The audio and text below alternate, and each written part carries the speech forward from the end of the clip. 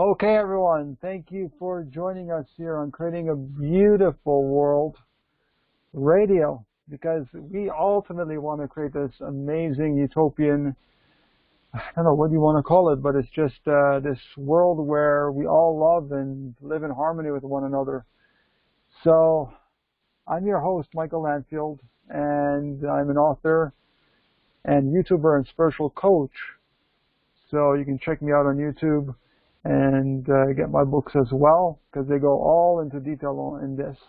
And recently I started to, officially, I started to have my spiritual coaching sessions. So if people want to go more into the understanding of how they can heal their relationships and their families and their own lives, I actually help in that one-on-one. And I'm simultaneously writing a book on this. One second here, hold on.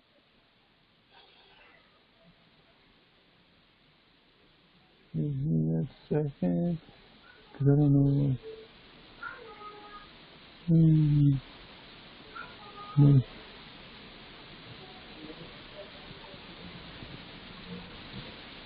One moment here. Just one moment in time. So anyway, so I'm simultaneously writing and releasing 2 books. So, which will be incredible. So the book that I'm trying to release right now is called Awakening Good in Humanity, and it's basically getting into the topic of, well, basically the general idea of all the ideas in my previous books, but just I'm taking bits and pieces from these books and putting it into a short 50-page, 7,000-word condensed version for people to understand, why we're here in this, why do we have all this mess that we're having, in this world, and why do we have governments that we do that continuously, they're continuously enslaving us, and they're ultimately not here for our best interest, and they are ultimately, they're just trying to create their own agendas, right? As you know, Rob. And we're going to be talking about that a little bit here. And then my newest book, I don't want to really talk about it, but it's going to go into some of the ideas that I teach through my coaching sessions. So everybody can find that out on weareinterconnected.com. We have Rob Renmark, who is an amazing human being, and he's here to talk to us about how we can have more harmonious relationships with our families, friends, and significant others, as well as ourselves. How can we cope in this world where there is a lot of suffering and problems that we're facing as a human, or I should say as a being species, because we're all interconnected. So, Rob, thank you so much for coming on the call. Thank you, Michael. Thank you. So, it's a really tough time in the world today, especially in 2020. Tell us a little bit about your understanding of this tough time and what you're doing to cope. Yeah, well, it's a big question. It's personally, I'm basically sitting back and waiting to see what's gonna happen. I'm not like overrun with these crazy conspiracy theories, and I am also not like submersed in like submissive compliance and conformity. I try to take everything in and keep like a kind of objective distance to it, and not make any, not come to any like rash or very extreme conclusions, basically, about anything. Just taking it easy. Basically, just questioning everything what we're taught and whatever is in society. Yeah, basically. I mean, that's the way I've been living my whole life, anyways. So, right. And it's funny when you're talking about creating harmonious relationships. If that's your absolute main goal, then my path of individuality, of unity also in that, and honesty and truth is not the way to go. Maybe if you want to arrive at a better place in the future, if you have ideals, like you're wanting to build something better than we have, but if all you want is harmony, then you harmonize with the world, you harmonize with your governments, however oppressive they are. Right. Harmony is not always like the goal for me, but truth, and not just truth here, like making up your mind about how the world works and how whatever is going on and what you think about that, but just staying with your truth in here, in your heart, and that's hard, trying actually, to find yourself. Right. Yeah. And that's hard, actually, because a lot of people, I mean, we're programmed to believe a certain narrative of our culture. And, absolutely. And we're taught not to, well, we're not taught, but we're like indirectly kind of through the programming, we're not really taught to question what we're taught. Exactly. So the whole idea about this living in harmony with all, in our relationships and so forth, is trying to, as much as we can, walk forward to living in a world that is living in harmony with all life. Yes.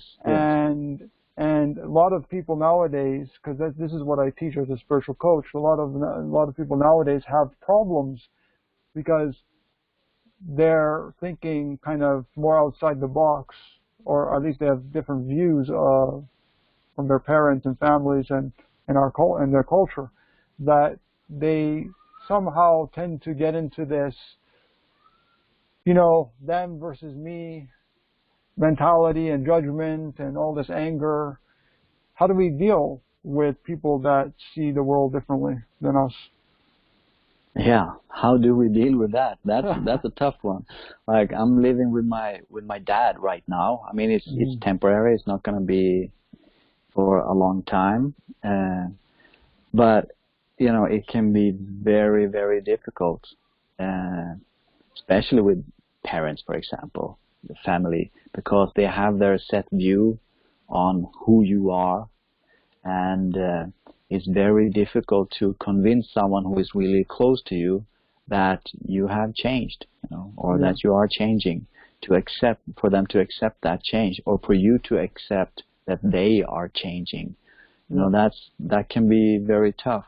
It's very easy if you're just walking the earth, traveling, meeting new people every day. They have no clue who you are, so you can just present yourself. You can present your best side, so to speak, and the one who you really want to be, and then they will accept that, and of course be disappointed when you deviate from that, because you will. Like, I haven't met anybody who doesn't.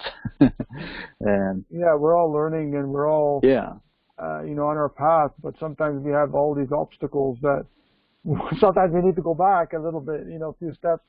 Yeah, absolutely. And learning is never about just assimilating some information and then you are there. You are new. You have taken that step and you never go back.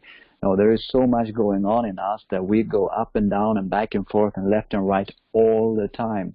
Exactly. And we just have to kind of keep going and live in forgiveness, of ourselves and others for our, shortcomings or whatever, however you want to see that, so that we can accept and learn from it and move forward and have this, like, if you're going up and down like this, then the median hopefully is like, in the direction where you want to go.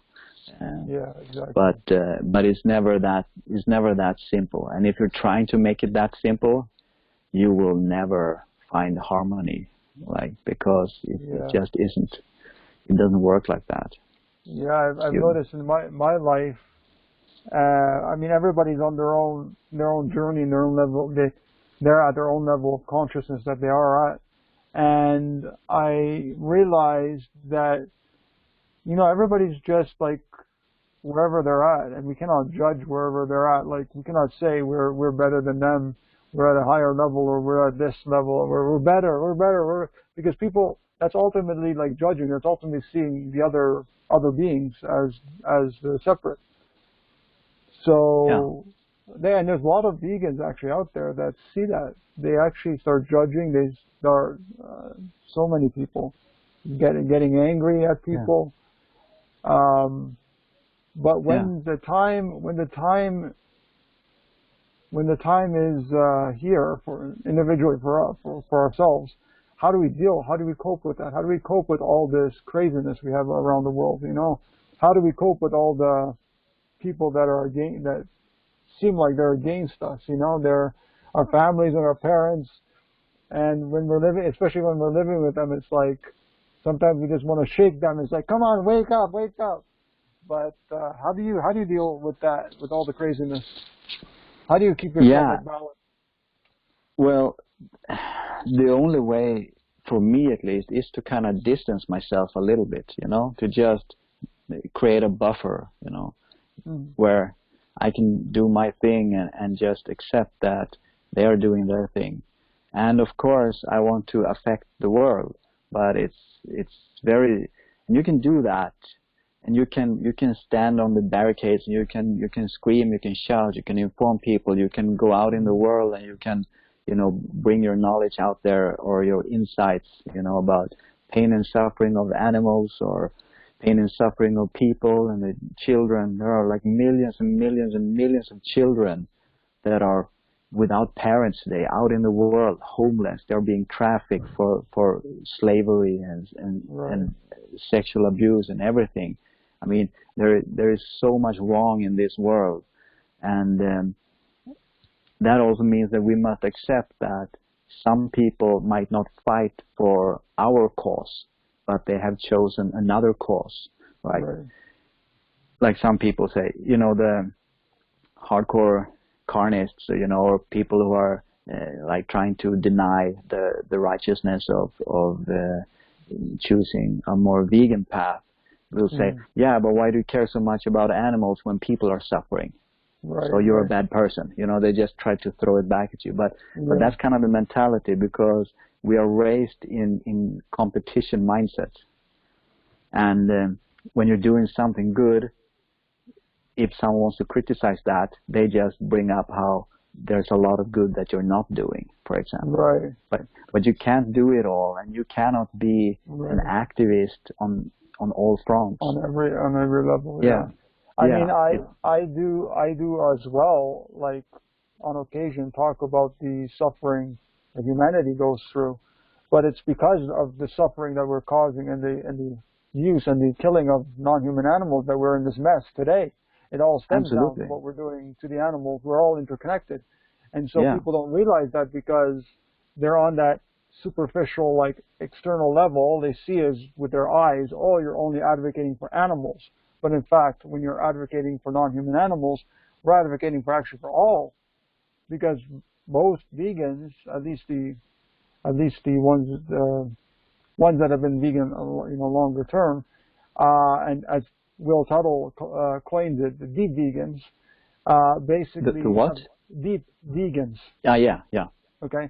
So the ones that basically have the understanding that we're all interconnected, and that the suffering is both ways, and that whatever it is, we have to be compassionate towards all life, no matter, even if it's humans are criticizing us, or we feel. It's also the positivity as well, because if we feel very, very negative about the outlook of humanity, like, oh, humanity's never going to change and all this kind of stuff, and they're never going to go vegan, and my family's never going to go vegan, and all this kind of stuff, then it's like that's the I believe the key. One of the things that keeps us from progressing in our veganism, but also in staying grounded. So like we can burn out if we're like that. I've known a lot of people that hated humans and really are like the angry type of vegan, and they really just have this really negative outlook on life. Yeah. Yeah, that would burn you out. I mean, you're not gonna last. Like nobody who does that will last. Like it's just impossible.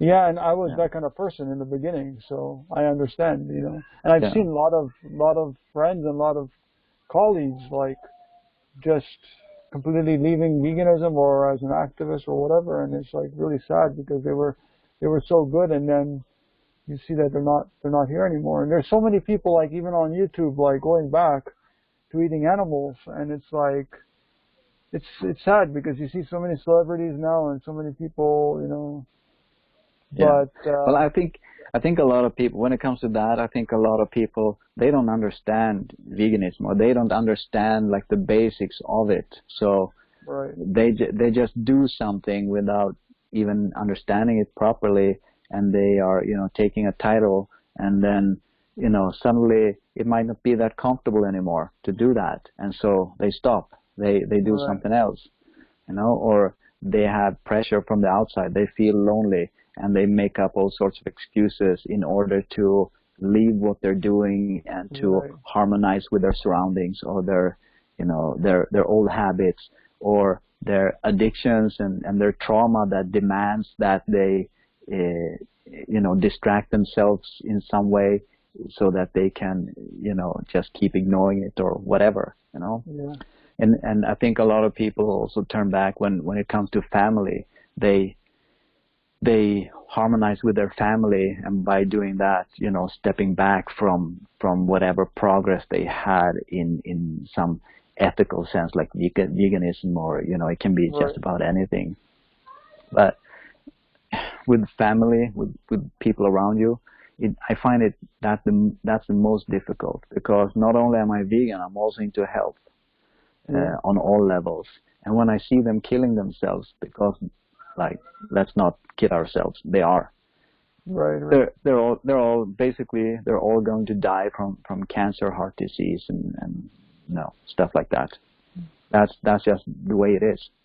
That's the way people die, and that's the way they are going to die, and it is optional. They don't have to, but they're choosing that. And even though, so you have to let go. You have to respect people's autonomy, because if you're gonna call yourself an anarchist, for example, and then you get angry about people not doing what you want them to do, you're no anarchist. You're an angry ruler without actual power. So you're just frustrated. So I mean, you have to just let people do, what they choose to do. And of course, they're going to choose to harm themselves. They're going to choose to harm others. And this is, of course, then a problem. And you can try to be the light in the world. You can try to inform people of, about compassion, love. I think our parents and our families, loving kindness. Exactly. I think our parents and our families are the hardest to address these issues with, because we've been living there with them our whole lives, basically, at least 2-3 decades. Yeah. And it gets to a point sometimes, though, where, I mean, okay, I got to the point in the beginning stages when I first went vegan, and judging everyone. I was judging, I was criticizing, I was like, you got to do this and you got to do that, and I was like so unaware of what I was doing, especially because whatever we say or do to others, it really comes back to us. But ultimately, eventually we start to have empathy for them. We start to really try to feel what they're feeling, and then have compassion for them, try to help their suffering. But at the same time, how do we keep this balance of trying to help them but not trying to help them, to let them Yeah, let their own being like make their own path, in life. So it's kind of yeah, we have to make a balance or something. What do you think? yeah. Well, I mean, what you're just gonna have to find your way, make your own decisions. You have to find your balance in a way, and maybe there is no balance. Like, okay, what's the balance between uh, giving someone the freedom to do what they decide to do, and that is like an intrinsic right, like that's, or I don't even know how to express that. Like you cannot force anybody. I mean, No. one could argue that you can use force to make someone stop harming someone else, like, because freedom is the only true right, I think, the only natural right. But you do not have the freedom to harm. Well, you actually do have the freedom to harm others, but then you will face the consequences also. Right. Like, you will face the consequences of law, of retaliation, whatever. And you will also face the consequences of the world that you are creating together with your fellow beings. Like, if you're being an asshole, you're creating a world where people are assholes, Right. and so it's going to come back to you, both indirectly and directly, because not only are you creating the outside world, you are creating your inside world too. You are creating, what the world is to you in your view, in your mind. If the world is about competing, then you are living in competition all the time, and this is stressful. This is not harmony. This is not happiness.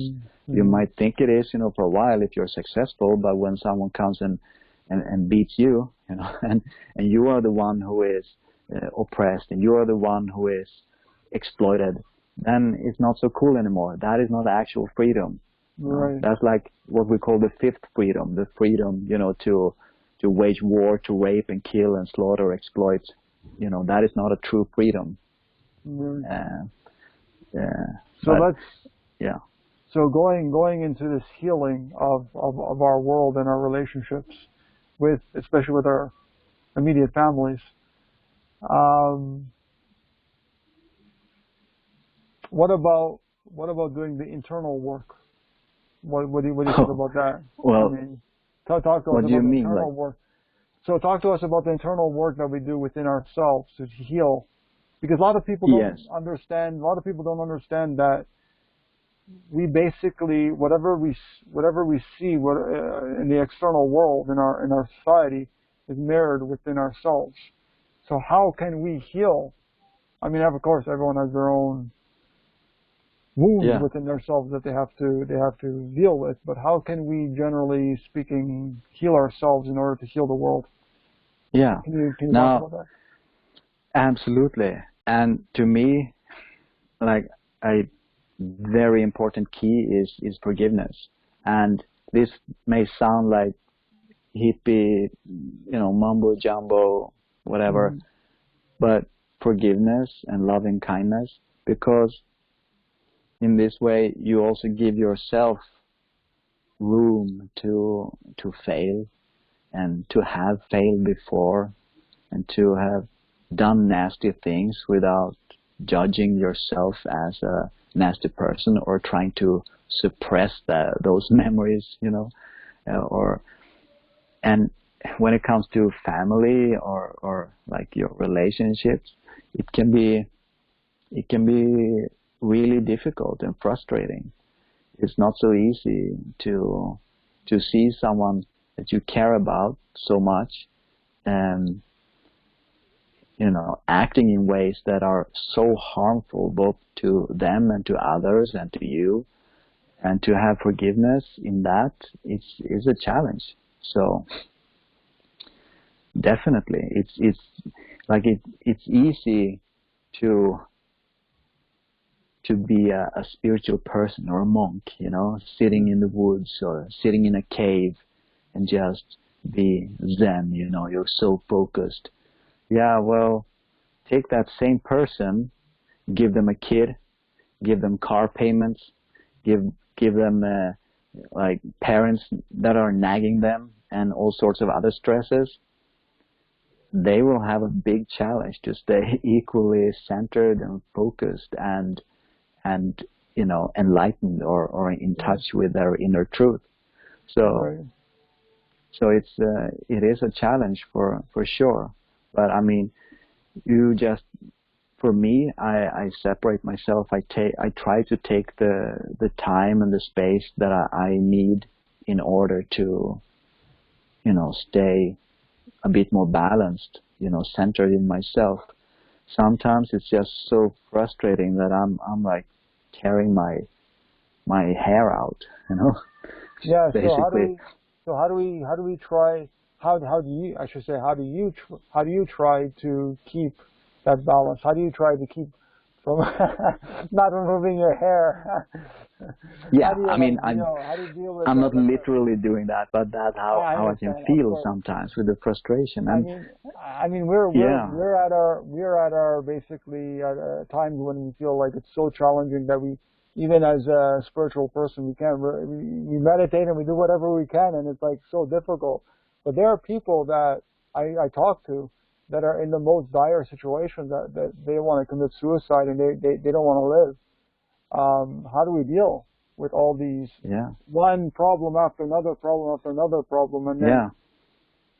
I mean, we do what we can. Of yeah, course, there are always these like stupid advice, you know, like, yeah, you have to take care of it. You have to, you know, remove all those obstacles. You have to, you know, solve everything. It's not always so easy. You haven't been taught how to do it. Well, the most important thing is that you must basically never give up.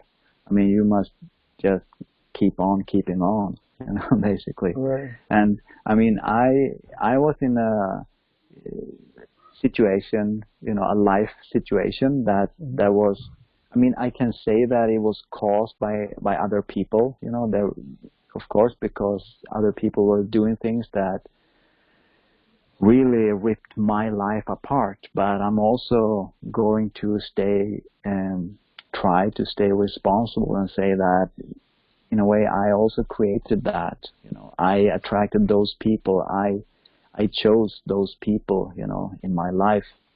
Mm-hmm. And you know, so I can't just, you know, push away all the blame and then be like, I'm a saint, you know, all the others Right. are bad, because that's not the truth, uh, not on any level. First of all, we must remove the blame Yeah. because that's what forgiveness is. And when we have forgiveness, we have space to be compassionate even with our worst enemy, um, and ourselves. And you know, and it's not something you do. You do not forgive and then it's done. That is not Right. forgiveness. Forgiveness is a state of being. It's a constant, and you must keep it.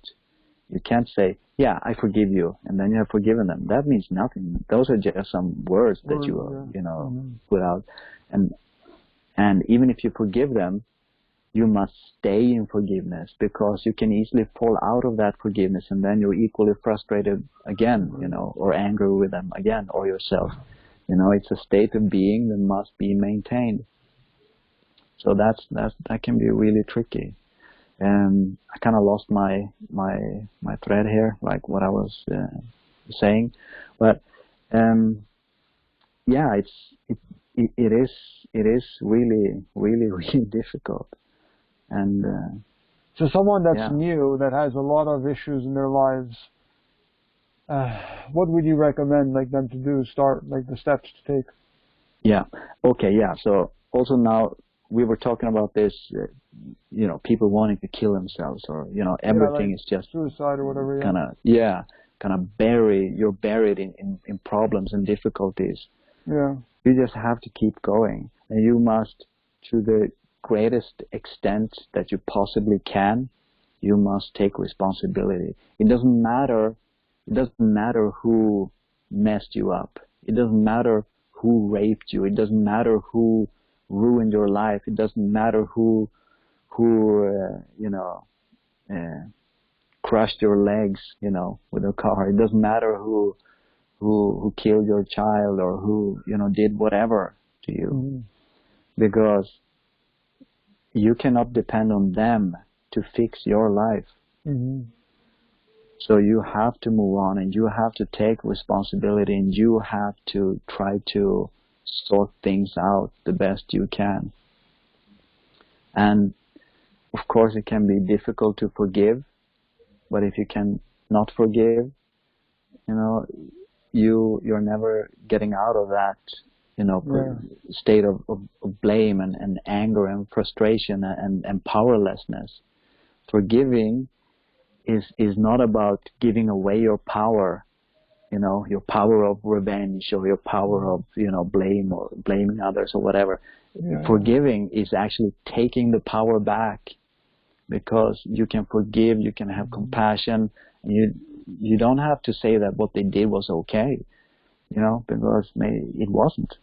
But forgiving gives you the freedom to also start forgiving yourself, and it gives you the space to start feeling a bit better and to get on top of things and sort your life out. I mean, there was a period of like 2 to 3 years maybe where I woke up every morning like deeply, deeply wishing that I hadn't. I wanted to be done here. I wanted to, I wasn't going to kill myself, but I was thinking to myself every day, I hope this is the day that a bus or a big truck or something just comes along and crushes me. I was in so much pain and so much difficulty, like emotionally, mentally, spiritually, because of what I had been through, that I did not want to live anymore. Wow. And of course, well, how did you get the motivation to get out of that situation?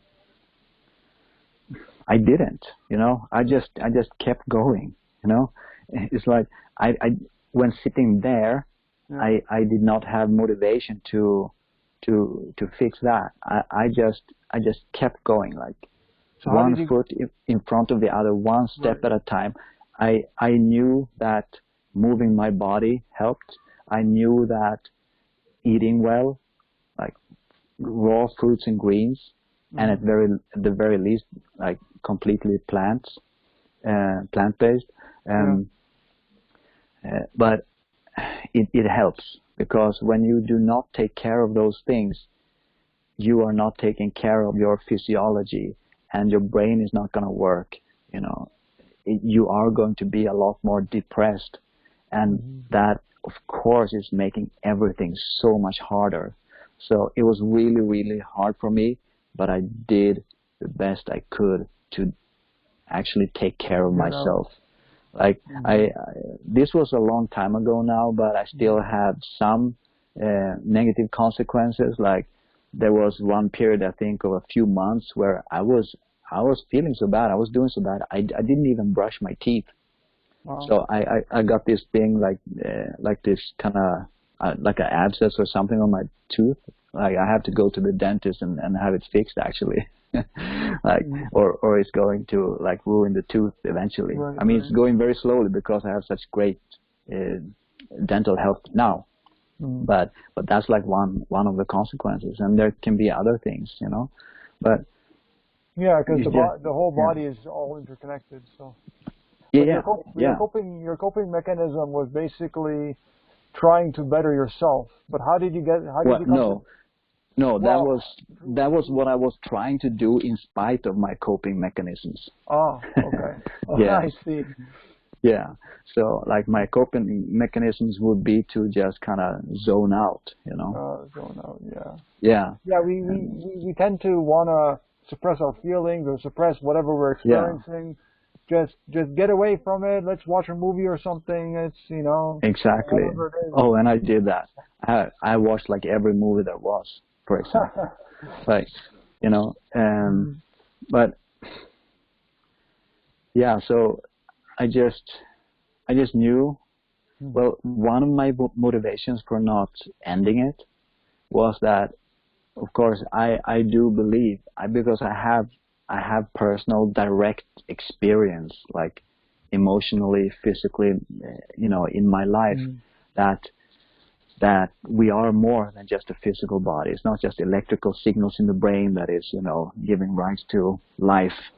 We are spirits and having a physical experience, and just as much as we are physical bodies, having a spiritual experience. Because without the body, we wouldn't be much anyways. Like we need this experience too. But so for me, ending it, like killing myself, it just that would just set me back. Like, right. Okay, I don't know. Can you hear me now? Yeah. Yeah, it cut out a bit. Okay, take the easy way out.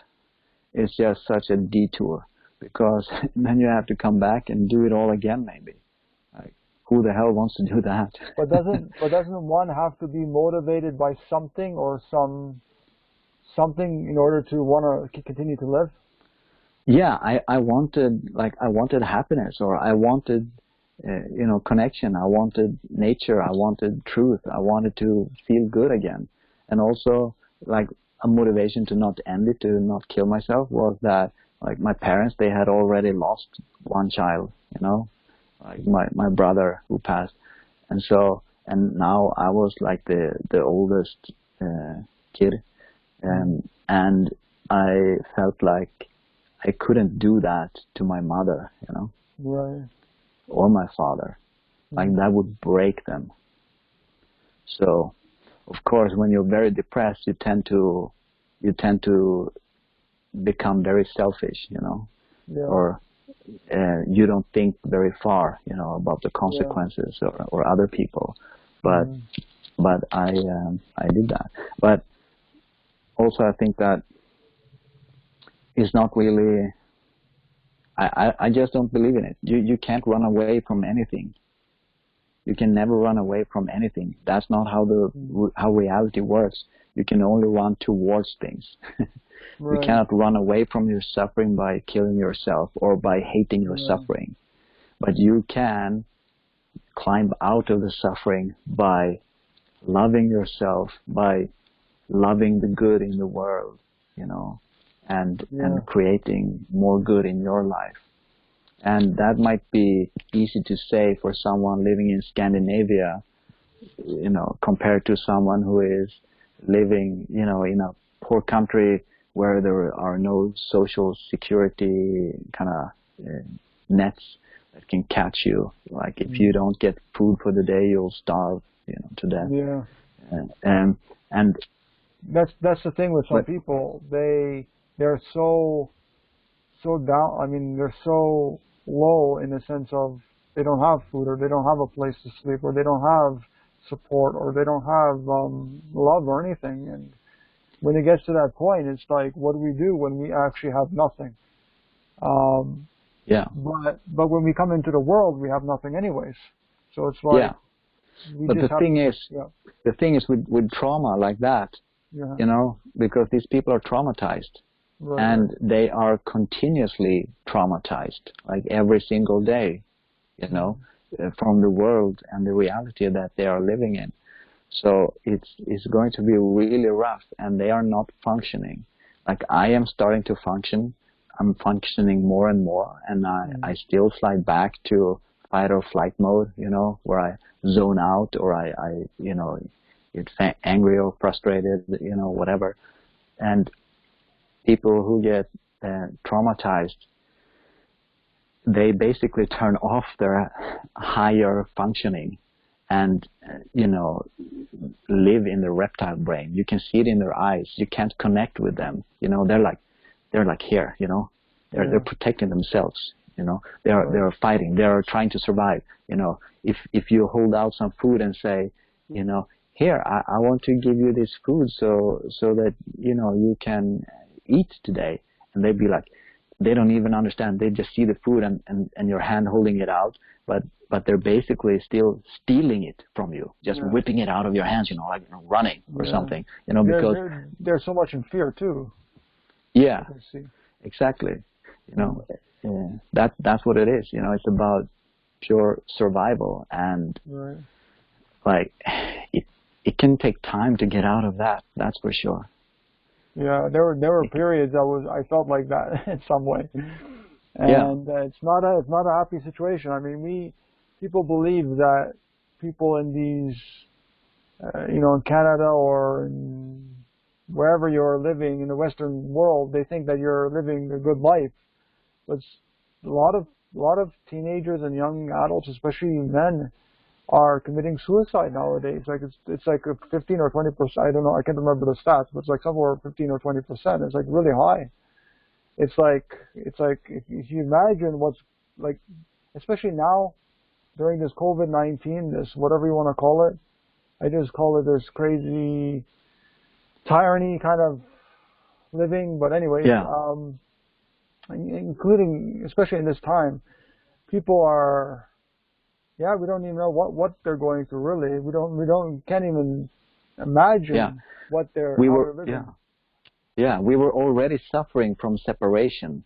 We were already suffering Yes. from, separation, competition, not enough nature, love, physical contact, and now all of it, like the rest of it, was taken away basically by these lockdowns and things.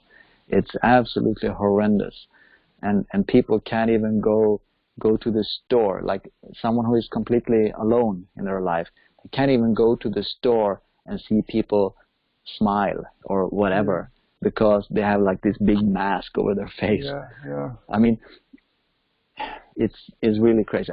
I'm happy to be here in Sweden because here there are no lockdowns. Like Mm. you're supposed to take care of the elderly and the ones at risk Right. because this is a new virus. I mean, I'm like there are viruses all the time, bacteria all the time, and now I'm not gonna say that just because you eat bananas and celery, viruses and bacteria stop existing. Yeah. But also, so I'm more like the terrain kind of theory when it comes to health. Like you build the healthy terrain, and then these viruses and bacteria will not affect you in the same way at all. I mean, some really bad ones. I'm not gonna be like dripping Ebola in my eye just to prove that because I'm fruitarian, I'm all Yeah. good. Because it's like saying, oh, I'm fruitarian, so a tiger can't kill me. That's just fucking Yeah, exactly. stupid. But we do Yeah. have bacteria. Like our bodies are made of Oh, bacteria. So the we germ are theory. dependent on So bacteria. talk Yeah. about that. Talk about the germ Yeah. theory a little bit. Okay. Yeah. We can do that a bit. Like, and so what I was saying was that, if I can finish that, is that, Sure. The lion. Yeah.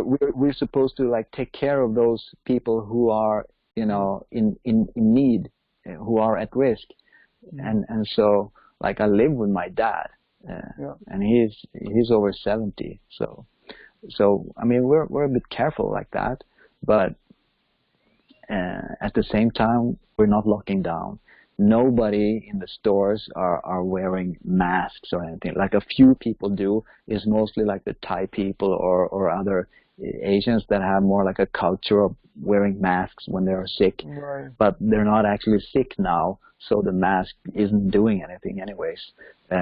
But still, and it's working quite well here. Like in Sweden, this second wave it seems like it's not hitting nearly as hard here as other places like the UK, for example, or whatever, because here we have stayed more open, our society, so that we have probably gained more immunity, and people are, it's a good thing.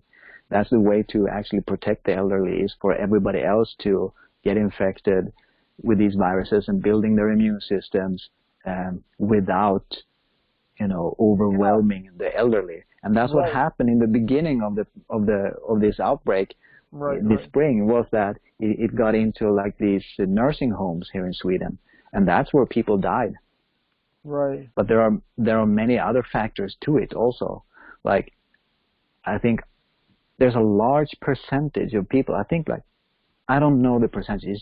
I wonder if it's like 20% or more of elderly people who move into nursing homes die, like under normal circumstances, they die within a few months, because in Sweden we have such good healthcare, and when you're elderly, you can get, healthcare at home.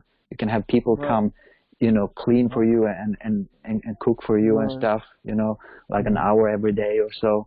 And so people are staying home until they're basically dead, right? And then they go to the nursing homes, and then, and then they die, from a flu or something, because that's what, circulates always. And this time it was this virus, and maybe it hit a bit harder, especially for people, who are less healthy. Right.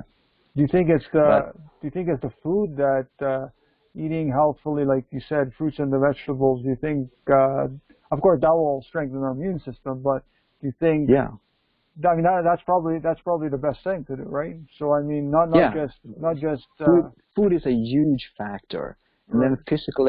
But the problem is, most people who are into health and healthy eating, they are too fucking lazy and comfortable to exercise.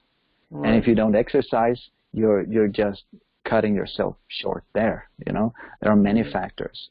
And unless you have healthy relations and healthy, emotional and mental life, you're also cutting yourself short when it comes to health. Right. And that's going to harm you, But, yeah, so germ theory and stuff, terrain theory, it's all about the body, like health.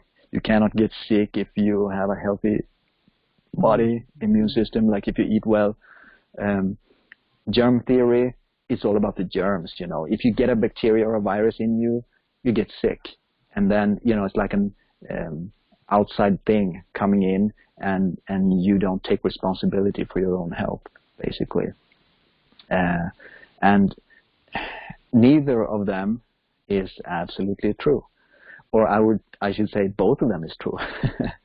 Because you build terrain, but there are also viruses and bacteria. There are, like I said, there are tigers, or a lion could kill you, right? It's not gonna be unable to kill you just because you eat fruits and vegetables. Right. It's just crazy. But I mean, it's a bit of a bad analogy, because it's not the same thing. But I don't get sick. Viruses and bacteria, I can have some very slight symptoms sometimes. If I cut myself on the finger and I get a lot of dirt in it, if I'm in the tropics, for example, it might get a bit infected. I have to press the infection and the pus out of it and try to get it clean. And if I didn't, maybe eventually, if I just left it and was dirty all the time, then maybe I would lose my finger, and eventually my hand, and then, it's going to kill me, actually.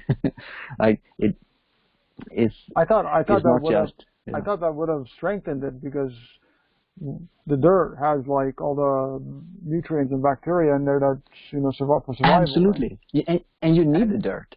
Exactly. Yeah.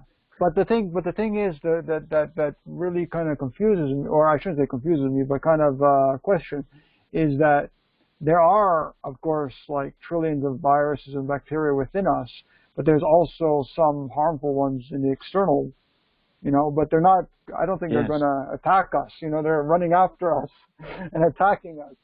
But people are so afraid of this whole being so close to somebody, or have to wear a mask because of this or that. So I don't really want to go on this. Yeah, go on. Yeah, this is a great method of control. Now, I don't know how deliberate it is, but the hammering of the message that fear is the proper response. I mean, everything that's going on is about fear, and when people have fear, they stop functioning. Again, it's a trauma. We revert back to the reptile brain, right? And we stop functioning. We stop making sensible decisions. We give away our power to authorities. When we have fear, we stop thinking. We stop functioning. That is horrible. but it's actually perfect if you are a bunch of rulers who want total control, over people. Right, of course. And I don't know if there's like a deliberate plan behind this. I mean, that's impossible to say, but I would say that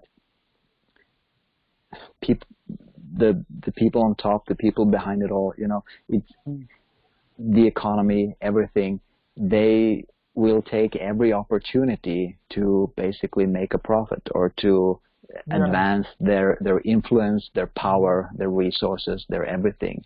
And they know, like the very top, they know that to keep people unhealthy, in fear, is a great strategy, because then they will keep, their power. Yeah, it's actually very, very strange how not even the so-called awakened ones, the people that are supposedly telling the truth, not even they are talking about nutrition when it comes to strengthening our immune system.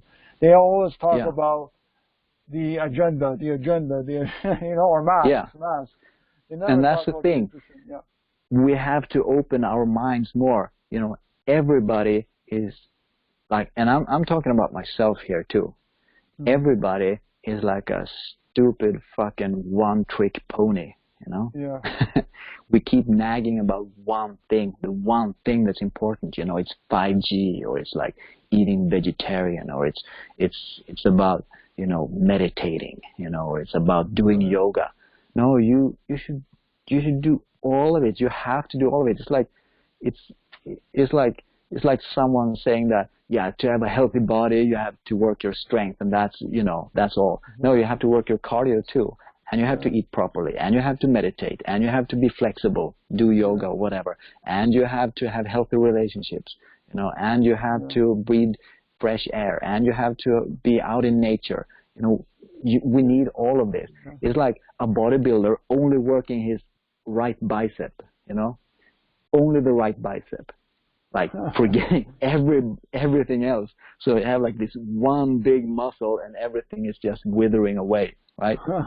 Everybody can see how that is completely insane, but that is exactly what absolutely everybody is doing. And I mean, it is not intelligent. We are not intelligent like that. And we have to get out of our reptile brain, our fight or flight mode. We have to get out of this fighting for happiness, for survival, blah, blah, blah. Yeah. We have to rise above it. We have to forgive.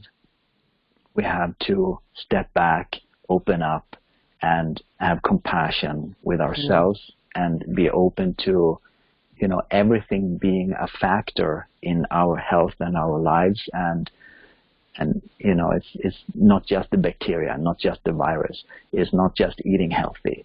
It's not just, being a vegan. It's not just about, being a yogi, doing a yoga. It's just crazy. Yeah, we love simple answers, and the simple answer is, like, there are no truly simple answers. like the only one would be, okay, you have to include everything, like all factors. You have to stay open to everything. And that's what I teach as well. I mean, there's no complete answer, and that's what people are looking for. When people come to me for help, it's like, oh, I want this like one answer, is basically what they're saying. I want this one answer, I want this one fix. What can I do?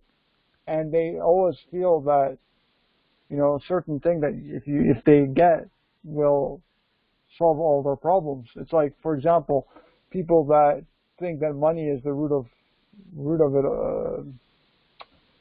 like their main evil. Their main. Well, yeah, but I was saying their main problem is that they have lack of money, and then you start to see when people gain a lot of money afterwards, they're still not happy. Just like if somebody wants to change, for example, let's say they're not happy in their lives and they think it's because of their being overweight or something, and then they lose the weight, they still might not be happy. Yeah. Because it's all within us. So yeah, absolutely. But I want to definitely change the subject because COVID is always on the radar. Let's go into something more positive. Yeah. But I think COVID is great. I, I know this time is really difficult, and I see it a lot through Facebook groups and through other websites and so forth.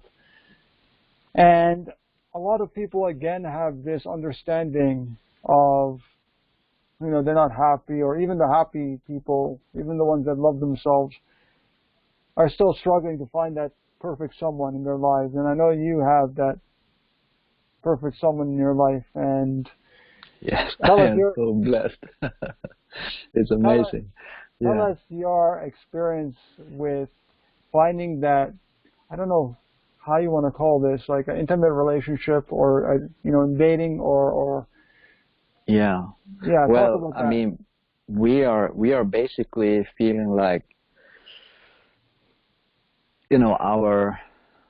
our souls are actually like one soul, like we are two, we are the two parts, that needed to kind of together, reunite, and we have both gone through quite a lot, and I know that I've been consciously knowing what I want in a relationship for more than 20 years. Wow. Maybe not exactly what I wanted, and I wasn't ready to actually give that myself. Maybe, like with a perfect partner, but then I also wouldn't have had all these opportunity to learn. And I mean, I had to go deeper into trauma and difficulties before I could, get to that perfect relationship. Gain this, the small degree of wisdom and insight that I have gained now. And it's easy to think that you have it all, and now you just, you figure things out, and now you just want this perfect relationship. No, but you have to keep working on yourself. That's the only way. That's the only way. Like I was looking for love, but of course I failed all the time. I mean, I wasn't quite ready, and I also then chose partners who were also not ready, and who. Is it probably because at the time you weren't ready, or you didn't figure out about yourself? No, I wasn't ready. Yeah, I wasn't ready. I hadn't, figured myself out enough, or, I hadn't come to the insights that I have now. I mean, I was really on my way, because my life was always about truth and insight and connection in some way, even when I was quite lost, and when I was young and naive and inexperienced. I mean, I'm still only 43 years old. I'm very young and naive and inexperienced compared to someone who has been on a path of awakening for 70 years. So like, and the thing is, enlightenment is not like one thing. Oh, I found enlightenment, so now I am enlightened. No, like there are a million parts to it. Yeah. There are like a million insights, a million areas, of yourself and life where you have to, grow and understand, and heal. And so there were many things. I knew that I wanted this spiritual connection. I knew that I wanted to live in peace and non-violence. Right. And now I finally have a partner that I can work on that with, consciously, and we can talk about it. And I mean, I'm not saying that I'm all there, but we have something incredibly beautiful together, and that we can work on that. But my previous partners, I mean, I chose partners, or partners chose me. Like I attracted the life where my partners did not want to face up to their wounds, Yeah. They did not want to take responsibility. They did not want to heal. Yeah. And I understand that, because it's bloody uncomfortable It's difficult. And like you, in self-defense, like to protect yourself, you are stopping yourself from actually seeing that. You're stopping yourself from actually seeing the problems because you can't handle them. They're so difficult or they're uncomfortable. So you're just trying to get by, and that again, you're like reptile brain functioning. And of course that's not all we are, because we still have higher thinking and stuff, but it's always like hampered by these issues. And you know, I like some kind of more concrete or tangible mistakes I made. It was that I was looking, you know, at the potential in people. You know, I can see their spirit, and so I would love them and I would choose to be with them because of that. But that's a big mistake, because we are not just spirits, you know. we have emotions, we have thoughts, and we have dysfunction, and we have all sorts of things, you know, going on. So, and that's what we have to deal with. Like, yeah, you meet someone who is a wonderful spirit, but they're eating meat, and you want to be a raw vegan. Not even just a vegan, a raw vegan. You know, you will not find, you know, harmony and unity in that relationship unless it's totally fine with you to live with someone who eats meat, you know, for example. It's like, yeah, but that's okay. I can live with that, you know. You shouldn't demand, you know, this and that from other people. Yeah, but I mean, you still demand a lot of things. You would not live with someone who goes out every night to, you know, rob and murder old people. Like, you would not want to sit at the breakfast table with someone who raped a child last night, right? You just wouldn't. And no, I will not choose life with someone who thinks that, you know, they don't even hate animals or anything. You know, it's like a racist person be like hating love animals, like a racist hating black people, for example, or whatever. Yeah, that's actually not as bad as being so incredibly like detached from them that you don't even acknowledge that they are people, you know. Like how that's how people relate to animals. They don't hate animals. They actually think they love animals, but they don't, because they just they have a complete disregard for animals as actual beings, you know, beings with needs and you know, joy and suffering and pain, and so they don't even make that connection that those animals you know, are beings. So they just, no, you know, it just doesn't cross their mind. I could never live with someone like that. So I would never choose that, you know, to get back to the issue of finding the perfect relation. You know, it is all about working on yourself, and maybe you have to go through many relationships before you get to the right one. Yeah, before you get to you. You know? Yeah, exactly. Before you learn what you have. I mean, relationships are also experiences, just like life, that we have to learn from life, and we also have to learn from relationships, you know?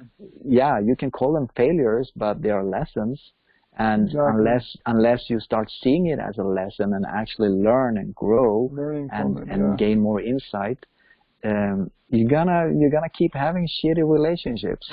Yeah, exactly. I mean, especially if we don't work on ourselves. But that's very true. Like, I feel the more relationships, intimate relationships I get into, and I haven't been in one for like the longest time, but that was because I was working on myself and understanding that I'm getting into these other relationships that I don't really want to get into, but I'm learning from them.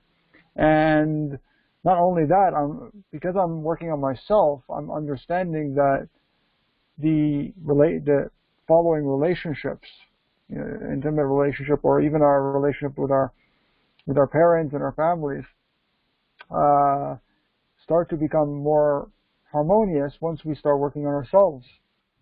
So it's such a beautiful thing what you were mentioning, yeah. But how do we? I don't know. Like, let's just take an example. Like, people looking right now. How do I find this vegan partner? I'm with this meat-eating, dairy, egg-guzzling carnist, and I want to get away, and I want to have this relationship. Do you want to be with a carnist? No? Then get out of that relationship. Don't be afraid of being alone, Alone, yeah. I was alone for years too, and I had opportunities, but I wouldn't take them. And I would not go for a one-night stand or whatever, just to get some physical closeness, or pleasure or something, just some kind of comfort. No, I didn't, because that wasn't what I knew that I really needed. And if you're with this carnist and you're frustrated, well then, end the relationship. Yeah. Love yourself enough to give yourself what you need, or at the very least, stop giving yourself what is causing your suffering for you. Yeah. Like, if you don't want that, then leave. Oh, you can't because you depend on them to be able to live in this house and survive or whatever. Move back with your parents, move together with friends. Like, I used to live with 4 other people in central Oslo. It's very common there, actually, to live like that. Mm-hmm. Very common. And, so I would pay half rent of what I would have to pay if I had lived on my own in a small apartment. Mm-hmm. And of course, that's very helpful, financially. Like, there are always things you can do. Oh, you have this job where you have to drive for 2 hours every day, and the car is just, you're spending so much money on gas and repairs and stuff. Well, find a different job, or, move closer to work. Right. Oh, but then, no, the kids, then the kids will be, they always have excuses, because I've heard some of them before. Yes. And exactly. And, we all have excuses. Of course, yeah. And they are valid. They are okay. But the thing is, you choose them, and you can choose to not accept them. Like, the excuses can be more or less valid, but it doesn't matter. Like, they're your excuses, and you have to be like, okay, well, if I'm going to keep all these excuses, if I'm going to keep all these reasons for my life to be exactly like this, then my life is going to stay exactly like this. So you just have to change. Like, you have to change things. Oh, I have to take care of all my siblings, Like, I have to pay. They don't have a job or anything. Yeah, but for how long are you gonna do that? What kind of demands are you gonna put on them? To actually go out there and get a job. Or whatever. Well, I'm not saying what you should do. I'm saying that it's all excuses, and some might be pretty good. Zone, Yeah. And we think that we are so uncomfortable and suffering, but actually getting out of it is much more scary, because then we have to change things, and we have to, maybe confront things. And so, I'm not saying that it's easy, but the simple truth is that you choose. You have to take the power back, and in order to do that, you have to love yourself, Forgive yourself and So, start so forgiving others, having compassion so that right, you can start acting out of love and stop blaming others and take more responsibility yourself, because that's exactly, like, without that you won't start changing things, in your life. And exactly. So you yeah, think those are the two biggest things, like forgiveness and loving ourselves, to actually absolutely, it is at the bring very core. Yeah, at the very core. Yeah. yeah. Yeah, I I agree. mean, For sure. one can That's the thing. mention That's many the thing things, that but yeah, That's the thing that I actually teach. Like, I never really understood too much about forgiveness, even though of course, I did forgive people and myself for what I've done in the past. Because we probably all lived horrible lives in the past, and now we're trying to make up for it for doing good. Um, and so, yeah, like love is the core of the whole of solving everything, of healing our world yeah, and ourselves.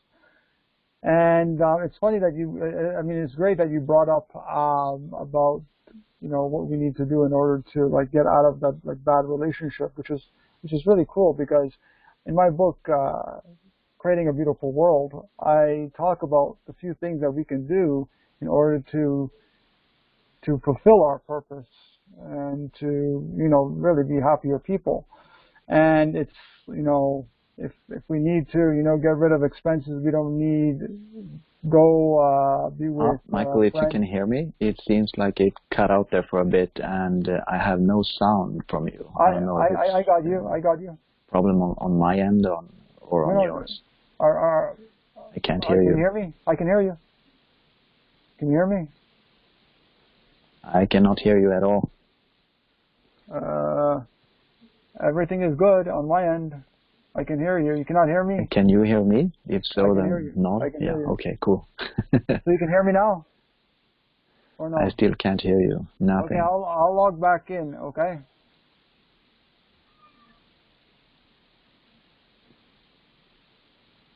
Now Stay sound is here. back. Yeah, Sound is I back. hear you now. Yes. Oh, now you hear me, okay. Okay, 1 second here. Okay, so you hear me now. Okay, so hopefully it Yes. will. Okay, it just cut out for a second there. Yeah. Okay, so what I was basically saying was, hopefully this. Yeah, for some reason this app requires a lot of demand on your computer. But anyways, so basically what I was saying was that it's absolutely true what you were saying. If somebody wants to, and then by the way, if somebody's purpose is to share veganism with other people and to be with a like-minded person, I think, in my view, the basis of the relationship should be finding someone who feels like you, has the same values like you, not wanting to harm animals and being healthy and all that kind of.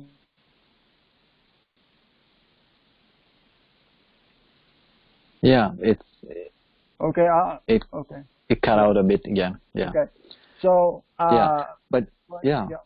So, anyways, at the same time, I have this book called Creating a Beautiful World, which I go into the idea that we need to fulfill that purpose, which I feel is to share compassionate and loving life to as many people as we possibly can through veganism and raw veganism. And there are ways to transition away from our culture, our current system, which is based on trauma, violence, anger, and so much suffering. And so really there's ways to get to that world we really want to live in, and a section on based on that, how we can actually decrease our expenses while at the same time working at something that we really love, that can get us to the path and the world we really want to live in. So it's a real challenge because, as you said, there's so many factors to all of this, living. Because I believe at one point in our lives, tens of thousands of years ago, we were living a truly natural life.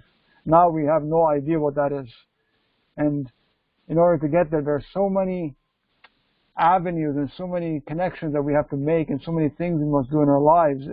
Sometimes it just like overwhelms people. And then trying to, at the same time, getting this, trying to find the right person to to make somebody whole, because they don't think they're whole. They think, oh, if somebody loves me, then you know, I'm gonna be in, you know, I'm gonna be in this kind of, everything will be solved. I'll be in this new, you know, this new person and everything.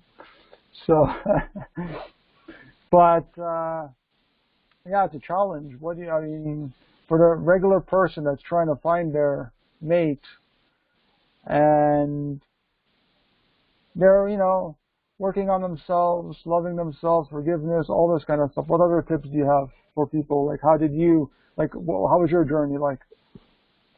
I say, do your best. Be the person that you want to live with. Like, truly become that person and keep improving yourself. Because if you're like, no, I'm just, you know, I'm good. I don't have to learn more. You're not gonna change much. You know, you're not gonna evolve. You're not gonna grow. So you have to. That has to be like a main focus. I think, like your personal growth in every way, and not just in the comfortable ways, because that is not drastic growth. Growth always happens in the uncomfortable places, you know, in the uncomfortable ways, because that's where you need growth, you know. That's where you're resisting the change. But I say, just go for it. But also, don't give up on life because your relationship failed. You know, maybe the relationship failed, but, you know, see it as a lesson, you know, use it to learn something. What did you walk away with? Not that they were stupid, but like, how stupid were you? Like, what can you improve? Or, you know, what is it that you actually want? Oh, you don't want someone that hits you and beats you up? Well, then you're gonna have to start loving yourself and respecting yourself, like, fully, and then maybe you will meet someone who respects you also. And, you know, you have to resolve your traumas, and you have to heal, and just go for the relationships, but don't give up on life when they fail. If you had given up as soon as you fell, you would have never learned to walk. If you had, you know, given up as soon as you fell or failed or whatever in anything in life, you would never get anywhere. Like, you sit yourself in a car for the first time, and at least here we basically, well, maybe not so much anymore, but, you know, we drive manual, so you have to work the clutch, and if you choke the engine, you don't stop. You don't get out of the car and say, I can't do this. Well, that is deciding that you cannot do it. That is deciding that you won't, that you know, it will stay a failure. Yeah, I mean, but, you know, you start it up again. You take some advice. You look at what you did wrong. You analyze, and you try to do it better. And you try again, and then you learn. Right. So what are some tangible, actual things that we can do? Like, once we start to work on ourselves, and we're doing that consistently, because we're always going to learn something more. And it's like, I do the self-inquiry meditation a lot, and it's really about trying to understand who we are as individuals. But what physical, tangible things can we do? How do we find the right person? Do they just come into our lives, or do we pray, or do we come on, I'm looking for this perfect person. Where is she? You know, where is she? You know? That's a good question. Can you give me just 1 minute? I'm gonna have to take a pee break because I've eaten. Sure, not a problem there. But I'm here, everybody, and this is a very good question that I'm asking Rob Renford. So thank you, Rob, for being on here. And I just want to have a little break here, because it is going on for a little bit, and it's going to be on for another little bit to try and tackle these problems that we have in our relationships and in our dating and intimate relationships. And first, I just want to mention that this video and all my work is sponsored by Evolution Diet Pet Food. So if you have any companion animals and you need pet food for them, get Evolution Diet Pet Food, the only complete nutrition for your companion animals, pets, cats and dogs, and even other animals as well. So go to petfoodshop.com. I'm so grateful to Lynn and Eric Wiseman for creating a beautiful product, the first vegan ever pet food. So visit petfoodshop.com to learn more about them. And as well, if you want to help support this radio show as well, please do so by visiting weareinterconnected.com to check out my books. There's a book section there, weareinterconnected.com/books. I even have a free book section on my website as well, so you can check that out. And I just want to get the message out really to the world and to as many people as possible. And what better than to have other people share their experiences? And that's why I have Rob Renmark, who probably the first ever person that took a pee break on a webinar or podcast, which is wonderful. Let's give him a hand here, you know. And amazing insights, because we all have something to share with the world in a positive, beneficial way to help each of us to get to that state of collective consciousness that we really want to get to, where we're just living in harmony with all life, and really where rules are turned into values, and values come from our innate feminine wisdom from within. So as we were mentioning before, and I also too lost my train of thought, but that was a great last question, which you can remind me, please, what it was.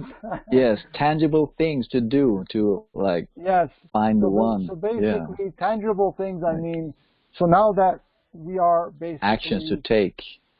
Yeah, so basically we've worked on it. We're working on ourselves. We're trying to do the best we can to love ourselves, to forgive, to do all the gratitudes, to do the meditation, to try and live as self-sustainably as we possibly can, all this kind of stuff. And it's like, yes, now I'm, really looking for that special someone, but they're stuck. Yeah. Well, first of all, I mean, you are looking. You're not going to stop looking, and that's okay. But don't completely focus on finding the one, searching, because then you're not relaxed, and you're not gonna find, the one who fits you, because you're not even centered in yourself, because you're just gonna try to find someone. So stay open, relax, maybe step back and be like, I don't need to find anybody now. I'm just going to focus on me. Who am I?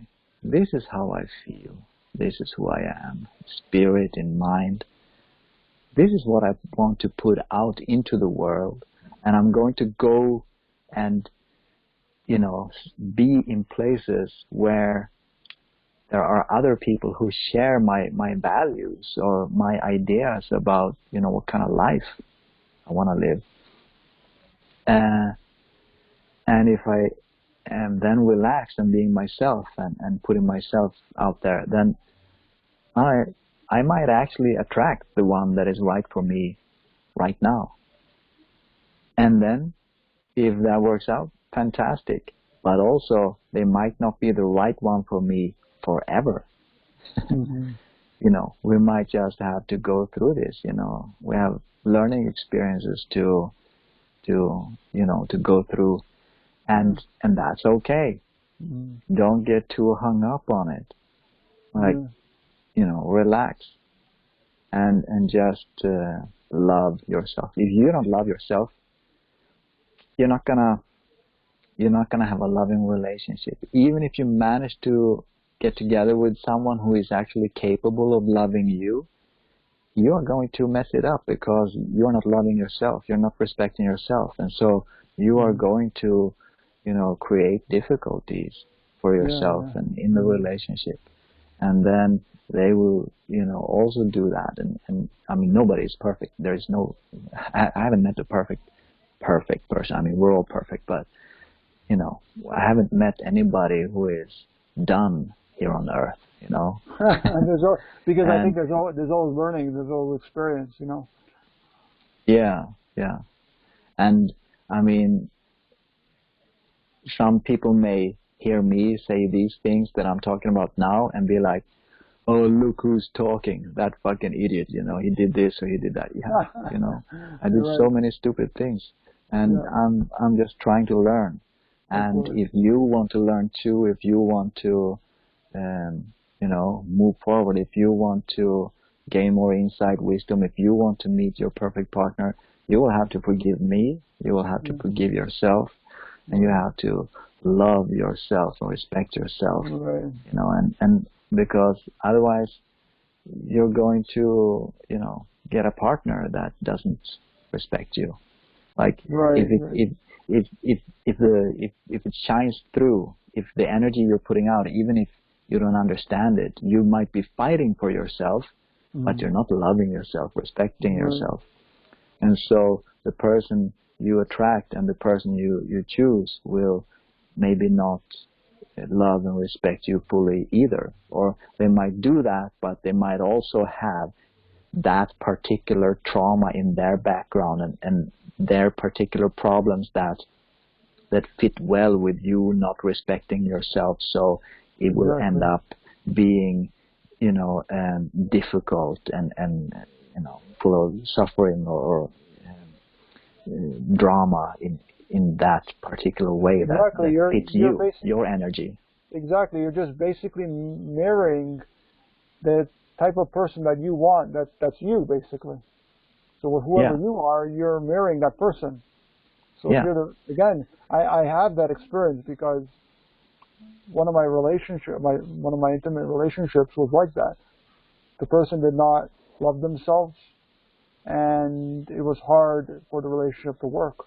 No matter how many times I told her, and I too at the time was not realizing this because I too was attracting the same person that literally was me, and I wasn't healed at the time.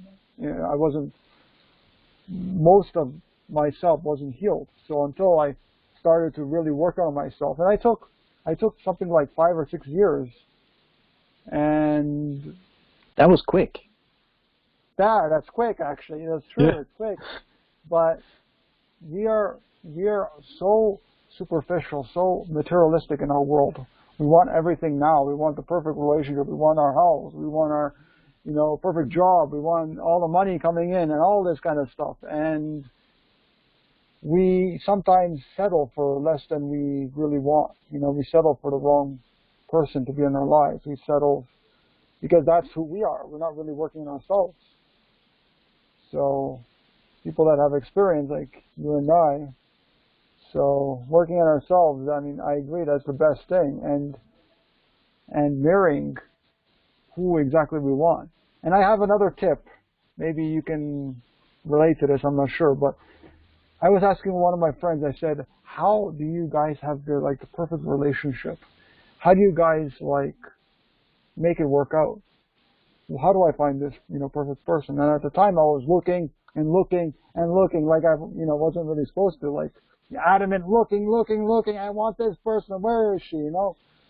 And they said, "Well, there's one thing that I can offer you, and that is, so what you want to do basically is you want to write down on paper everything, everything. List all the details. If it's 1,000 things, write each thing that you want in this person, positive things you want in this person. And at the same time, you have to be that. You have to be that person, whatever you want. And then send that out to the universe. Send that out in writing and in verbal. And I've gotten miracles doing this. I've actually gotten the most amazing people coming into my life.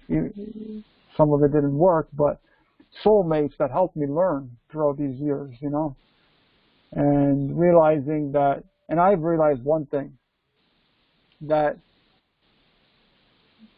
a lot of the problems within the relationships had to do with me.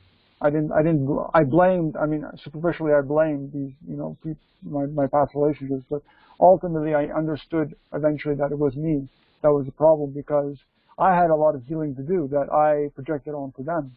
So did you experience that as well? Like you had a lot of, I guess, I don't know if it happened with you, but did it happen that you were to blame maybe for a relationship? Like Absolutely. maybe I had Like, to do the work. Yeah. yes. Like, now, I don't think you should blame yourself because blame Right. it's burdening. But Right. Right. you have to take responsibility.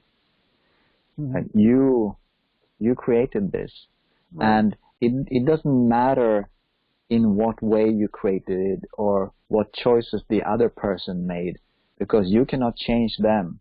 You can only change yourself. So you have to change everything that you did to create this. So yeah, you had a partner that was beating you, right?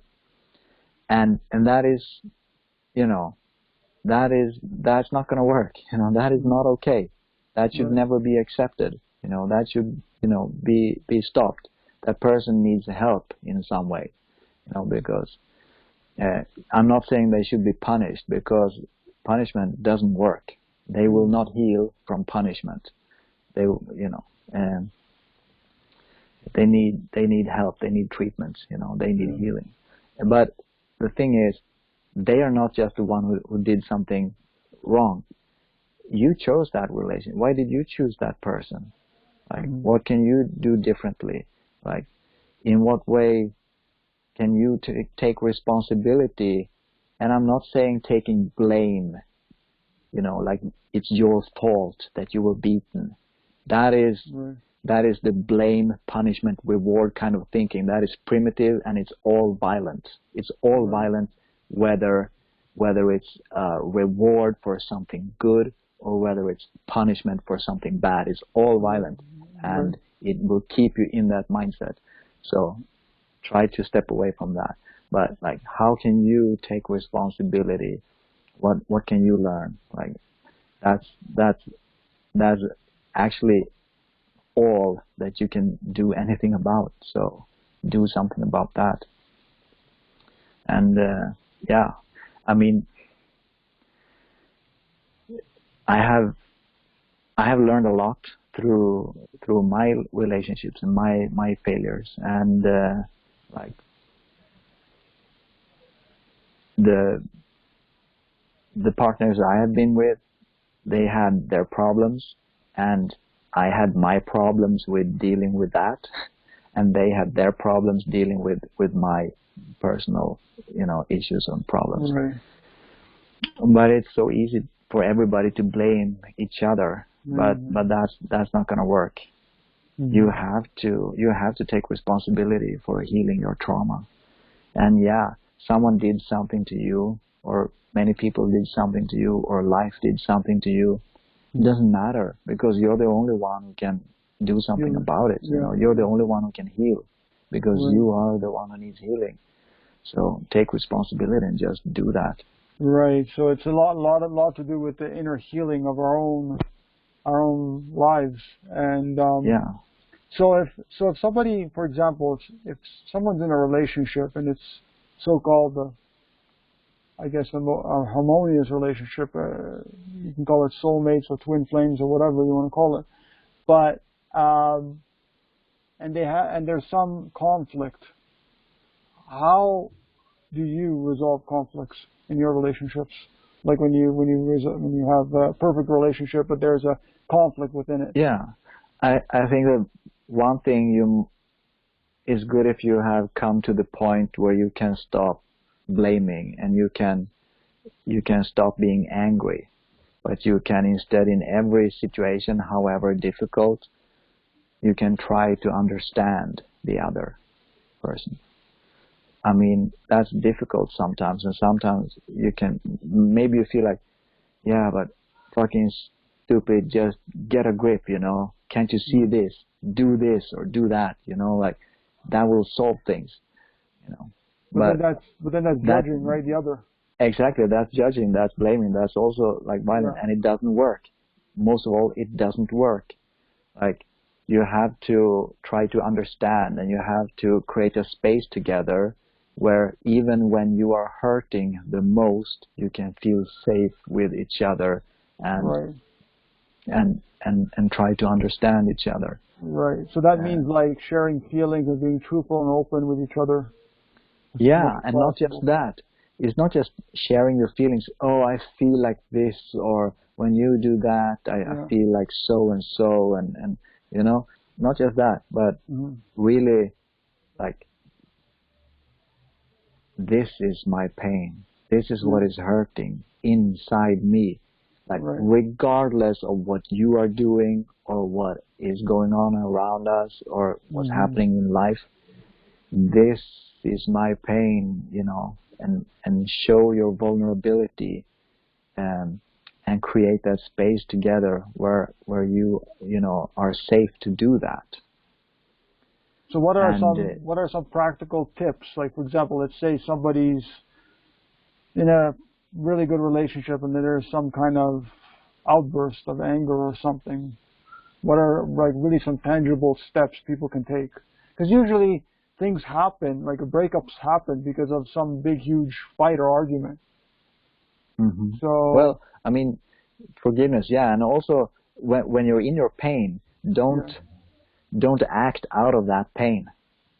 If you're acting out of that pain right. onto your partner, you are creating difficulties. Being You're angry building at her, walls. like being angry at Yeah, them. yeah. Anger is self-defense. Right. Anger is never a justified, productive reaction. I mean, it to some degree maybe like when it's needed for survival, but then it is still self-defense. In a Right. relationship, you should try to never get to the point of self-defense. If you have to defend yourself, then you're having problems. Like, that's Right. so try to get past that. And like, I had so much anger. I did not direct it all onto partners and stuff, but like, with my life, with one partner that with whom I had difficulties, and who also created problems and difficulties for me after we ended the relationship. And I had so much anger, but I was always trying to not act on that anger. But that didn't really help either, because I needed to work through the issues, like the actual pain, and holding the anger inside just led to a lot of tension and actually ruined my body also. But so you can't just hold the anger in, but Mm. you must acknowledge what's going on inside you. But also, when there is anger, dig deeper, because the anger is never an original emotion. There is something going on. There's a reason you're Yeah. angry, Yeah. and the reason is not in the other person, but the reason is inside you, and it's triggered by something going on around you, with yourself, with the Right. other person, whatever. But it's the reason is inside you, and just that's also part of taking responsibility. So how are Go some inside. ways, right? So how are some ways we can heal or deal with the anger? I don't know. I am. Because there's so many teachers out there that I've learned from, and so many things that I've been taught, but there's so many different aspects to it, like different Yeah, avenues people can take. Like some people say, let it out, not at your partner, of course, or our people, but let it out, yeah, punching a pillow, doing whatever, going out to nature, screaming, whatever it is. But yeah. how to If actually, that works for you, yeah, great. Like, absolutely. But also, like, with your partner, right, if you're angry, say that you're angry, right, and then dig deeper, because the anger is coming from pain. The yeah, anger is coming from suffering or fear, but fear is also pain and suffering. Like, right, so go into what lies underneath, and if they are not ready to face that, then maybe they're not ready for the relationship that yeah, you that need and that really you needs want. So healing, yeah. So Well, I think that's both of you will have to just dig deeper and go to the reason, for the anger and the hurt, and right. not the external reason, but like the unconscious reason, or the unknown reason. You have to find the reason. You have to just keep digging, and that's Right, gonna be pretty uncomfortable. And right, right. but yeah, And I'm yeah. also thinking like another question is like in early in the relationship, I guess in almost any relationship,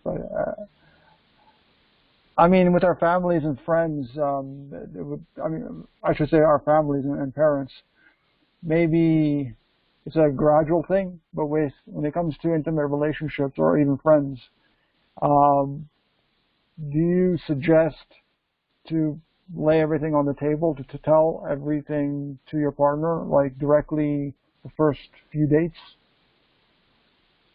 Oh, I think it can be really good to be very clear, about Clear. what you want, what you expect, but also you're not going to be able to be honest because what you say that you want is maybe not what you're actually creating, like, Hmm. but still, I mean, you just have to do your best, just stay as honest as you can and as clear as you can, because if we don't even talk about what we want, how the hell are they going to know? No. Yeah. Yeah, and why waste time together, building building towards separate fantasies, right? That Exactly. doesn't make sense. Yeah.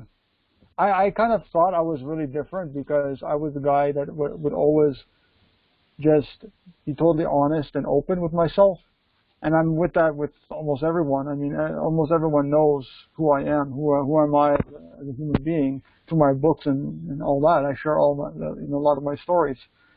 And I think that's the problem with society nowadays. And society is everyone wants to be separate and they want to hide things from people. I mean, of course, we all have our own things we want to keep to ourselves, but more and more we just want to kind of everyone is separating. Now we're separating through this lockdown and social distancing and using using WhatsApp and Zoom and all these gadgets to communicate with.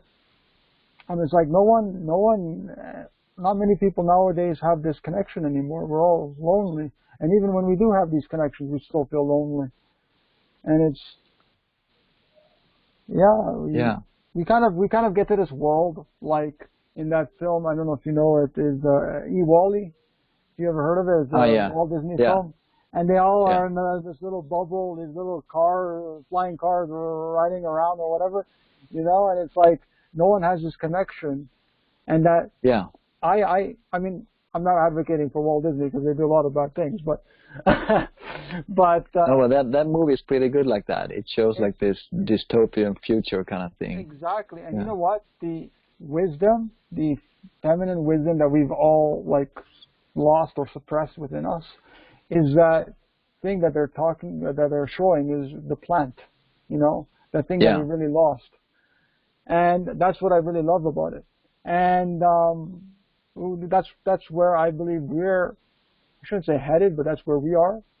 But we can go back, to that world where Yeah. there are more plants, thousands and millions and quadrillions, Yeah. whatever, and Yeah. reawaken that love within us and wisdom.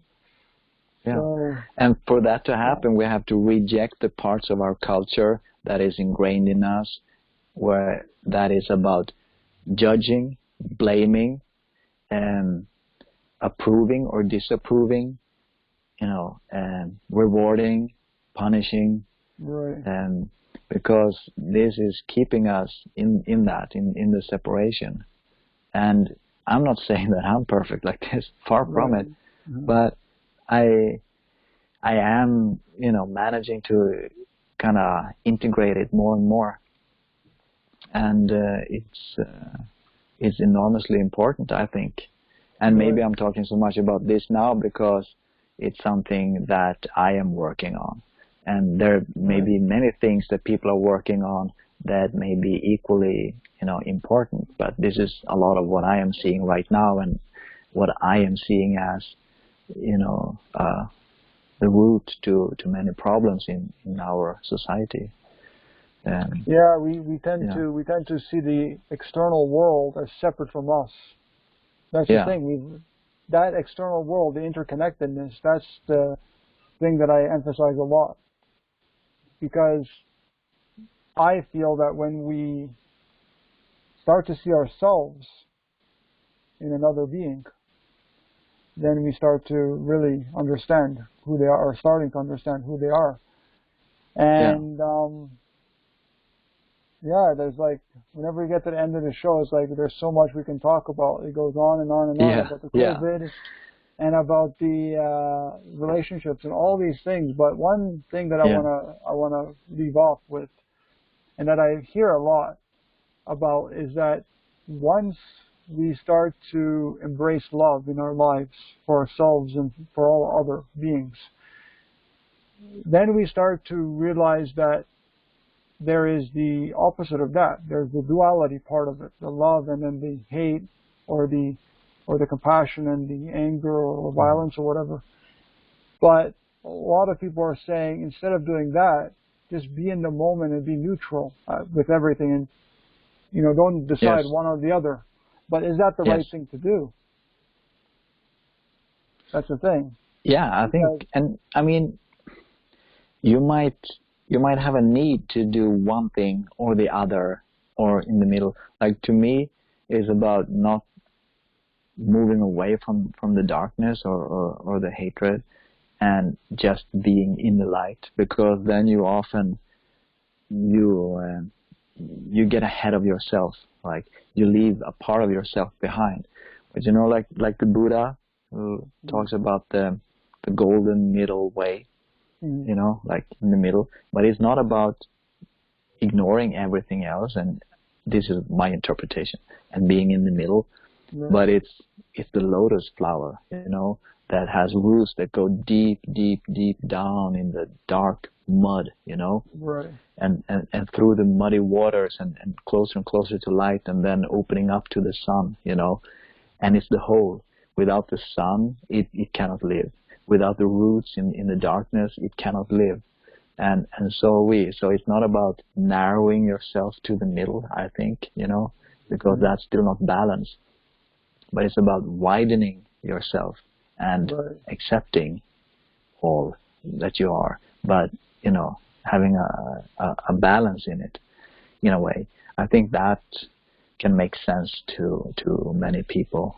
But with everything, we just we go through life, and we are not always balanced, because we need all these different experiences, and that's what we're creating. And balance, you mean we also accept, or we don't want to get angry. We don't want to live in this utopia world. We want to live in a paradise, basically, in a utopian world. Yeah. So we are kind of, in a sense, straying to one side, no? Well, I like to see it like this. Yeah, I want to be in like utopia, or in a happy world. Yeah. But I can't go there, because it doesn't exist. To get there, we have to take this world and change it and create it, and make it into what we want. And that is something completely different from just running away from this world and to go to this other place that we are imagining. Right. And because, it can work for a short while, but it's like taking drugs, People taking drugs, smoking weed, it feels so good, I'm so connected, blah, blah, blah. Or, doing meth or whatever, it feels amazing. That's why they're addictive, and they are harmful, because you're not here. You're not changing actual reality. Like, if you're in that high and you write down the immense wisdom, and when you read it, when you're sober, you're going to be like, fuck, this is stupid, This is, maybe there was... Because naturally... maybe there was... Yeah. Sorry. Maybe there was like a kind of deeper truth in there that you were feeling a little bit of, but Really, Yeah. you need the balance. You need consciousness, on all levels. Right. You need to integrate. You need unity. You need to, Yeah, that's what I was to talking about today with a friend about psychedelic plants and how sometimes it's needed to get to that place that we really want to get to spiritually. But at the same time, I was saying that, well, yeah, but then you don't naturally get there, and you're still at the same level that you came out to. Maybe some people will transcend to another level when they're conscious. But often people need more in order to get there, to that level. yeah, yeah. I mean, maybe it can inspire someone to look for something else, but usually it inspires them to do more of that drug. Yeah, yeah, so, and that's not gonna work. Right? yeah. But it's the same with meditation. Meditation for me, I was I was often looking for the spiritual high, like the bliss, the energy, and that is it's valuable, and it can be good for healing and stuff. But what I really had to do, and this was about a year ago or a bit Mm. more, I integrated. I faced a lot of my darkness. I brought back some really old memories that, to me at least, I experienced them like millennia old memory of things I had done, were like lives I have lived that was so dark, so much violence, that I thought had a feeling that there was no light in me. Like there I was basically born from darkness, and that was all that I was. Right. And that was a huge sorrow, and pain, and emptiness.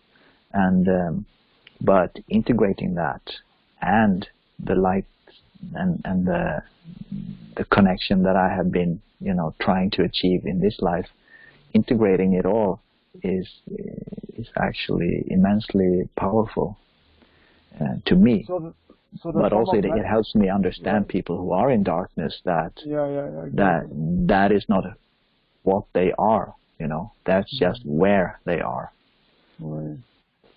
So to sum up everything, what would you say, like the three things to sum up everything with this whole, all the I mean, we all have our own individual lives, but to sum up what we've been discussing just for the past almost 2 hours.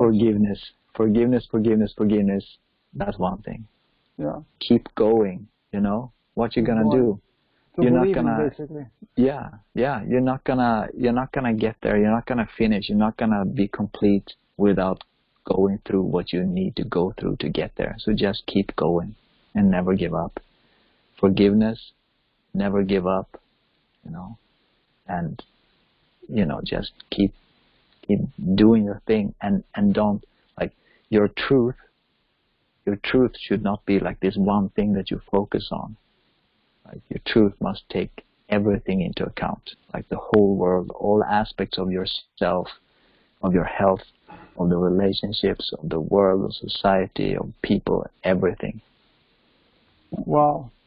Yeah. That is a fantastic discussion here that we're having today on Creating a Beautiful World Radio. I thank you so much for being here. Thank you, Michael. Thank you. Thank you, Rob, again. How can people find you if they want to contact you? Do you have contact information? Yeah, sure. I mean, you can find me on Facebook. It's Rob Renmark on Facebook. Right. And I mean, don't just friend me out of the blue. I don't see the point in just collecting a friend list on Facebook. But get in touch. If you want to work with me with spiritual healing, for example, you can get in touch with me.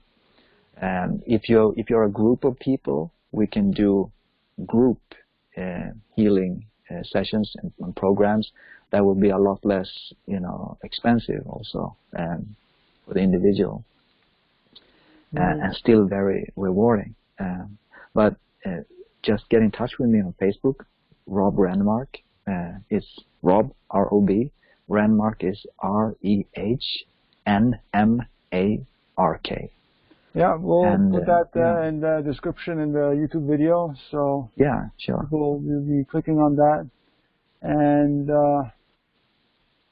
So it's amazing to have beautiful people come on the show and to talk to beautiful people. I do that almost I try to do that at least once on a daily basis to speak to people, because I'm kind of isolated from, people feel isolated in a sense because they don't have like-minded people around them, and they have people that they feel they're like on a lower level of consciousness. I'm not saying they're worse or they're bad people, but you cannot relate sometimes, to your families or whatever. You need your soul family. Yeah, right. And you need people who are focusing on the same things you are focusing on right now. Exactly. And I think actually the more we continue on our path, the more we start to work on ourselves, the more people will start to meet that are just like us. Because I've met amazing people along my path. And of course, Rob, you're one of them, and hopefully we'll be able to meet in person one day. I would love that. And I've been enjoying these talks very, very much. Thank you so much, Michael, and for the work you do and for everything you're putting out there. It's amazing. We are creating a beautiful world together. Thank you so much. And as we know, sometimes the communication is not perfect on these devices. So I just want to thank everyone again that's on this call right now, to Rob again, and to anyone who will be listening to this at any time in the future. Don't forget, please sponsor my work, help Rob and I as activists and truly beautiful people that are trying to make this world a better place. Need the help and support to continue doing our work. So please help us in any way you can. If you can't, share this around with people that you know. This will be a YouTube video posted probably today or tomorrow. So you can just check out my YouTube channel, Michael Landfield. You search me, it's there, Landfield, without the D in the middle. And that's really about it. I can go on and on and on and on because I love talking, but sometimes the conversations must end. That's how it is. Yeah. Life and death, always, with everything. Yes. Thank you all very, very much, and keep on keeping on. Keep on keeping on. Thank you, Rob, and everyone. And we're going to end this conversation, and we'll see you. I'm not sure when the next episode will be, but I'm going to take a little bit of a break. I'm going to be working, and again, this is just the end of the show, and basically I'll be continuously working on releasing and writing books. My newest one, Awakening the Good in Humanity, is in the works right now, and really need people to be as excited as I am so we can get this message out to the widest audience as possible. And that's the key, I think, here, is really to share, to try to create this world that we really want to live in, and just go from there, I guess. I mean, we can only take one step at a time, and that's about it before I keep on going on and on and on forever. So take care, everybody. Thanks for joining me and Rob on the call, and we will Thank you. all be in each other's hearts and love. So giving you a big kiss, and I'll see you next time, whenever it is. Check out weareinterconnected.com / it's kind of a long link, but if you check out the radio link on my website, it's up there. You'll actually be able to see when the upcoming show is. So that's about it, everybody. Thank you for joining me. Don't forget to like this video, share it around with all your friends and family, subscribe to the YouTube channel, and subscribe to my email newsletter, and get my books to learn more about what's happening in the world, how we can heal ourselves and our families, and to create a beautiful world. Thanks so much, and I'll see you later, everybody. Ooh. No.